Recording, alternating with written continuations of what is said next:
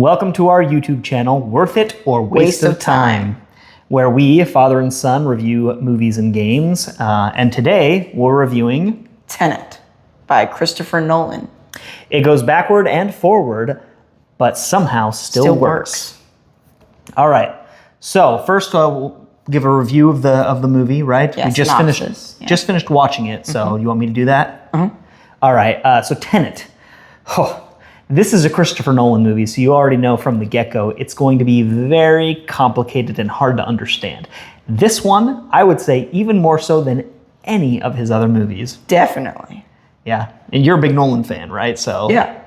This one easier to understand or harder? Harder. Definitely harder, and definitely the hardest. Hardest to understand. Okay, yeah, I agree. I love his movies. So this one is about a character called the protagonist, played by John David Washington. George David Washington. No, I think it's John David Washington. It's Scroll to the top. He's the very top. John David Washington. John David Washington, who plays this protagonist, right? And he kind of doesn't know what's going on at the beginning of the movie, but he's trying to find what he thinks is a nuclear bomb or material for a nuclear bomb. Ends up being, before we continue any further, I do need to mention that there will be spoilers in this video. We're reviewing the video, we're reviewing the entirety of the video of the movie, so we're going to be including spoilers. So it ends up being not a nuclear bomb, but what is called the algorithm. And this algorithm is something that can reverse entropy, is the way they describe it in the movie. Basically, it means they can make objects move backwards in time, but not just objects, but people as well. Mm-hmm. They have them go backward in time. It's really cool. So they have people moving forward in time and people moving backward in time. And this algorithm, basically, a scientist created it in the future. It can reverse the entropy of the entire world.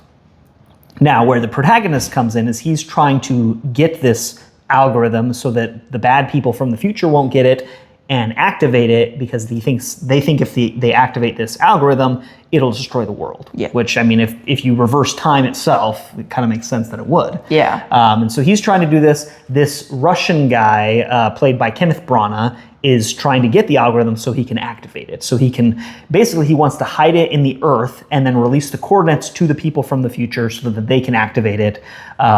Because the scientist who created it understood the implication, the dangers of it, right? And she wanted to not destroy the world. So she hid it, separated it into 9 pieces, hid it. The people from the future, they contacted Kenneth Branagh's character, Sador, and had him basically work for them to try to put this thing back together. Anyway, the movie continues forward, and they he ends up finding all the pieces, all 9 pieces of the algorithm, and putting it together. And in the last scene, they do what's called this temporal pincer movement. Is that what it's called? Yeah. Or maneuver, which means basically they have a team from the future and a team from the past, and they're working backwards and forwards to meet at the same point. Yeah, same time. And stop Sator from putting destroying the world. Destroying the world, yes. Which they're able to do with the help of another character, Neil, who's played by Robert Pattinson, is helping the protagonist. So yeah, that's what the summary is all about. Now let's get into the review. What did you like? I think particularly really caught my eye was definitely the setting. I liked the setting. And I also liked just, like the things that were like, if this happens, this happens. Like in the movie, it says like, if you're going backwards in time, if there's fire, it turns into ice because of heat transfer. And it's really cool to think about it like that. Yeah, he picked that out. It was crazy. That part in the middle of the movie where this car is blowing up and he's like, it's going to freeze. I'm like, how did you know that? He's like, oh, it just makes sense. He's a smart guy. He also picked out when the car was driving in that scene, he saw that the windshield, the gunshot was already cracked, right? And he's like, oh, look at that. I was like, man, I can't believe you picked that out. That's crazy. I've seen this movie, quite a few different times. So I noticed all those things, but he picked them out the first time. What I really liked about it is the way that Christopher Nolan crafts the movie, right? He loves to jump around with times and a lot of things, and in this one, it's literally about time moving forward and backward. But it's the way things come together at the end. It's so satisfying. I also really liked the concepts in the movie, just like the idea of things moving backward in time, or what it would be like if somebody was moving backward in time and you were moving forward in time. I love that. It's really cool. It's fun to think about. Yeah. What didn't you like? What didn't work in the movie? The acting and how complicated it was, in my opinion. I feel like the acting was just kind of bland, and, not what it should be. I feel like Neil, who played him? Robert Pattinson. Robert Pattinson. I think he did the best out of them all. And it's just how complicated it was kind of a problem, It's very hard to understand, and I think that's what turned a lot of people off from this movie. Especially at the beginning, which I get, you're not supposed to understand it all until later on. But even after having seen the movie, there's parts of it that I'm like, what? At the beginning, they're infiltrating this opera house in Kiev, Ukraine, and there's this team. Well, at first, it seems like terrorists are going into the opera house, and they're trying to find this guy that has the plutonium-241, which is part of the algorithm. And then this Ukrainian SWAT team comes in, who I think are working for Sador, but the protagonist, John David Washington, infiltrates the SWAT team to try to get the algorithm. But if that's the case, who was the first team, right? The terrorist team. Who were they? And why were they were just a random team trying to get the plutonium? But how did they know about it? I don't know. There's just things like there's 3 different teams at the beginning, and I don't understand who they are. And even after having seen it so many times, it just doesn't quite I don't quite get it. Most of it I understand. Honestly, my biggest issue with the movie is the explanation. There's one part of it that every time I watch it, it bothers me because I don't have a satisfactory explanation for it. It's when the scientist created the algorithm, she knew it was dangerous, and so she decides to split it into 9 pieces and send it backwards in time to hide it, and then kill herself. Why didn't she just destroy the algorithm? Why didn't she just destroy it? No one, I've looked at dozens of posts and forums and different things, and no one can adequately explain to me why she didn't just destroy it. I don't know. Maybe if you ask Christopher Nolan himself, he'll probably have a good answer, but... Yeah, well, if you're watching this, Christopher Nolan, let us know, because I don't understand that. I don't think he'll be watching this. Okay, category breakdown, specifics, acting, soundtrack, actions, visuals, and story. You already mentioned the acting. You liked Robert Pattinson, but not the rest of it. Yeah.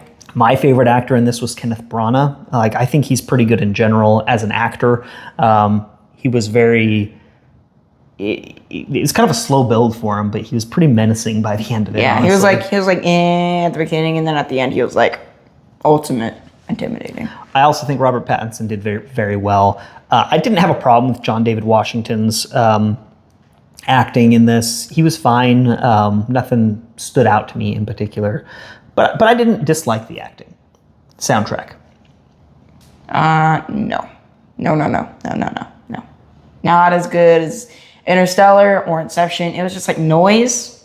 I have no idea. Yeah, that's kind of how I felt about it too. I usually love Christopher Nolan's soundtracks that he has on his movies. This one felt a lot like noise. It was a lot of loud noises, just loud notes that they would play over, different things. And it just didn't catch me like a lot of the other soundtracks do. It's not something I would necessarily listen to. In your own free time. Yeah, in my free time, like I would for Inception, which I think is amazing. Yeah.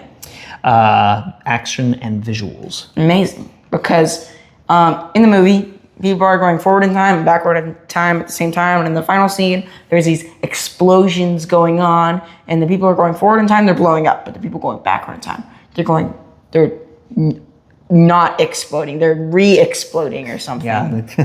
They're going back in. Reconstituting into the ground. Reconstituting. And it's just it's just really cool. And since it's in 4K, we saw it in 4K. It just looked so good. It's my favorite part of the movie, honestly. The idea is amazing, and then the fact that you can see these visuals going forwards and backwards at the same time is masterclass, honestly. Yeah. It's so good. Story.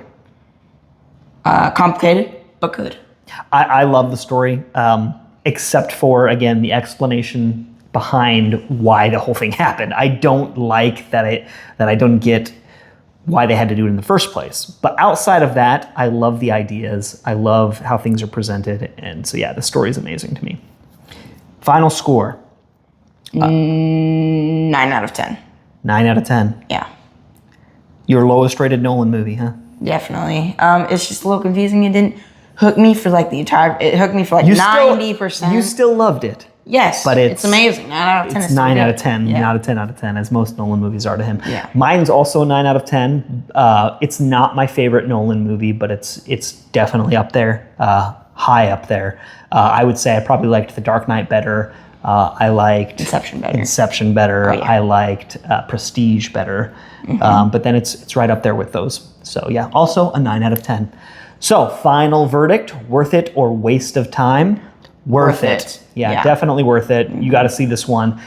May take you a couple times watching it through to get it, or maybe you'll have to go online and ask people to explain it to you. Pull up like a little thing while you're watching it. Yeah, but it's once you get it, it's a good one. It's a very good one. That's our take. Give us yours, and we will see you on the next one. Thank you. Thanks.